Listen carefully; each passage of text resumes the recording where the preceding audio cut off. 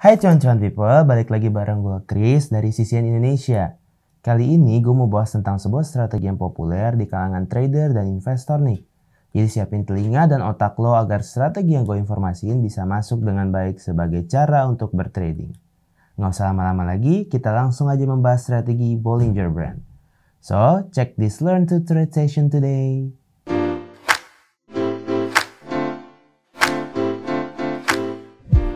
Seperti yang udah kita tahu, market bergerak secara tidak teratur setiap harinya.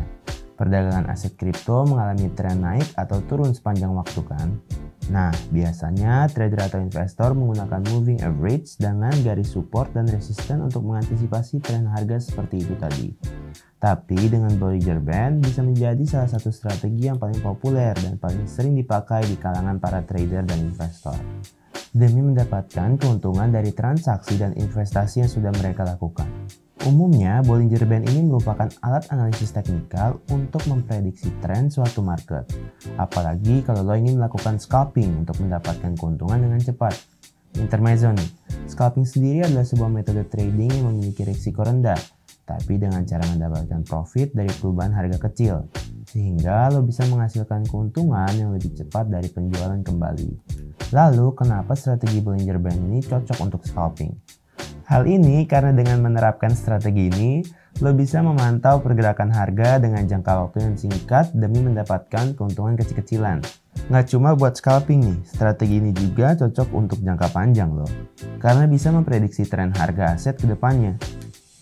Jadi dengan strategi Bollinger Band ini, trader bisa melihat garis pergerakan harga yang memetakan dua deviasi standar di titik positif dan negatif. Di sisi lain, strategi ini pun bisa menjauhkan dua deviasi standar dari simple moving average atau SMA, sehingga terjadi stabilisasi valuasi harga aset selama 20 hari. Tapi meskipun begitu, tidak semua trader dan investor bisa cocok memakai strategi ini ya. Strategi ini juga bisa disesuaikan dengan kebutuhan penggunanya. Sebelum masuk ke dalam pembahasan Bollinger Band yang lebih rumit, gue bakal kenalin kalian orang pintar yang mencetuskan strategi ini. Bollinger Band diciptakan dan dipatenkan oleh John Bollinger pada tahun 1977. John Bollinger ini adalah seorang teknikalis Amerika, dan asal-usul strategi ini dilatar belakangi dari pengalaman John Bollinger sendiri dalam melakukan investasi dan trading. Awalnya dia mengobservasi volatilitas harga pada market berjalan dinamis, bukan statis seperti yang ada saat ini. Kemudian dia menuangkan pengalaman tersebut pada komputer mikro untuk melakukan analisis teknis. Analisa tersebutlah yang kemudian memungkinkan strategi Bollinger Band ini bisa mencatat perkembangan tren di sektor industri apapun yang terkait dengan investasi dan trading. Yang lo harus tahu, dalam struktur Bollinger Band ini pemantauan harganya didasari atas 3 garis indikator yang berupa satu garis tengah dengan 2 garis channel yang harga yang berada di atas dan di bawah. Tapi gak seperti perhitungan presentasi dari moving average yang biasa. Bollinger Band memberikan penambahan dan pengurangan terhadap perhitungan deviasi standar. Deviasi standar adalah formula matematika yang menghitung volatilitas suatu aset dengan menunjukkan bagaimana valuasi aset tersebut bisa bervariasi dan nilai awalnya. Dengan menghitung volatilitas harga, Bollinger Band kemudian melakukan penyesuaian dengan kondisi pasar di suatu saat tertentu. Hal ini dinilai menjadikan sangat berguna bagi para investor dan trader, karena mereka bisa menemukan hampir semua data harga yang dibutuhkan di antara dua garis tersebut. 3 garis indikator yang gue sebutin tadi adalah middle band yang merupakan indikator simple moving average atau juga bisa disebut EMA dengan konfirmasi tren. Lalu upper band yang merupakan K standar dari deviasi atau K sama dengan 2 bagian atas. Dan lower band yang merupakan K dari standar deviasi bagian bawah. Upper band dan lower band ini dianggap sebagai garis yang menunjukkan posisi support dan resistance. Nah, dengan mengetahui pergerakan ketiga garis ini, lo bisa memantau pergerakan harga pasar. Misalnya gini, kalau terjadi pergerakan kenaikan atau penurunan harga, lo bisa tahu nih perilaku harga tersebut dengan lebih baik. Jadi, lo bisa tahu juga apa yang harus dilakukan selanjutnya. Selain itu, fungsi dari strategi ini adalah menentukan kondisi pasar suatu aset, yang dimana biasanya terdapat 2 hasil analisis, yaitu overbought dan oversold. Buat kalian yang belum tahu, overbought adalah kondisi di mana suatu aset telah mencapai titik jenuhnya dalam pembelian. Hal ini biasanya didahului oleh tren kenaikan harga yang signifikan dan kemudian berhenti di suatu titik. Pada titik inilah para trader melepaskan aset tersebut untuk dijual dan diambil profitnya. Lalu, oversold adalah kebalikan dari overbought, yaitu kondisi di mana suatu aset sudah tidak jenuh pada penjualan, yang merupakan dampak dari tren penurunan harga yang drastis.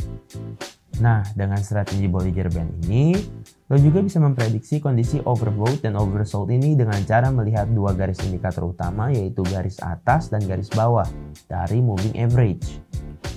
Saat nilai suatu aset secara terus-menerus menyentuh garis atas, baik dikatakan bahwa aset tersebut sedang memasuki fase overbought, begitupun sebaliknya kalau berada di garis bawah secara terus-menerus dalam suatu periode, maka aset tersebut berada dalam tahapan oversold. Biasanya para trader akan melakukan pembelian kalau aset tersebut sedang mengalami oversold untuk mendapatkan keuntungan yang maksimal. Bingung? Sama. Biar nggak bingung, nih gue beri contoh cara menggunakan Bollinger Band. Kalau terjadi penurunan ataupun peningkatan tren harga yang drastis, kemungkinan besar pasar akan melakukan konsolidasi dengan cara trading di luar garis atas dan bawah. Setelah itu, lo bisa mengatur setelan target dengan garis atas dan garis bawahnya. Kalau harga berada di bawah garis bawah selama lebih dari 20 hari berturut-turut, garis atas akan menjadi patokan sebagai target harga tertinggi. Dengan adanya tren kenaikan harga yang tinggi, biasanya harga kemudian akan mengalami fluktuasi di mana di antara garis atas dan bawah akan ada muncul moving average yang terjadi selama 20 hari sebelumnya. Saat hal itu terjadi, akan ada persilangan harga di bawah moving average 20 hari tersebut. Jadinya lo akan lihat adanya kebalikan tren harga aset itu. Gini. Pada dasarnya, kalau lo bisa memaksimalkan cara menggunakan Bollinger Band ini, lo juga bisa memaksimalkan keuntungan yang lo dapat dari investasi dan trading yang lo lakuin. Tapi sama seperti strategi lainnya, lo tetap membutuhkan kesabaran dan ketekunan untuk mengaplikasikan Bollinger Band ini ya. Oh iya, ada lagi nih, lo juga bisa menggunakan Bollinger Band saat sedang sideways lo. Tapi untuk bisa entry open position harus ada ketentuan yang harus lo penuhi. Ketentuan-ketentuan itu adalah pastikan harga sudah melampaui level SMA 20 dengan pergerakan naik, jadi lo bisa entry ketika candle tertutup melebihi SMA 20. Lalu kalau harga udah sampai upper band, lo bisa close position. Kemudian sebaliknya kalau harga melampaui SMA 20 tapi pergerakannya menurun, lo harus melakukan entry saat candle tertutup di bawah SMA 20. Jadi saat harga mencapai lower band, jadikan itu sebagai target exit atau close position. Selain itu juga, Bollinger Band bisa digunakan saat pasar sedang trading. Gini caranya. Yang pertama, lo harus melihat posisi harga pasar. Saat harga sudah melampaui upper band dan harga ditutup di luar garis, maka kondisi uptrend akan terjadi. Nah, kalau harga melampaui lower band dan penutupan harga juga di luar garis, maka kondisi yang terjadi adalah downtrend. Nah, itulah pengertian Bollinger Band dan keunggulannya. Selain Bollinger Band, sebenarnya banyak sekali indikator yang bisa digunakan dalam trading. Pastikan memahami dengan baik semua risiko, termasuk ketika indikator tidak mendatangkan keuntungan seperti yang diharapkan. Pelajari seluruh indikator sebelum menggunakannya. Jangan sampai boncos karena cuma ikut-ikutan teman. Segini dulu informasi yang bisa gue berikan. Sampai ketemu di video kita selanjutnya. Bye-bye cuan-cuan people.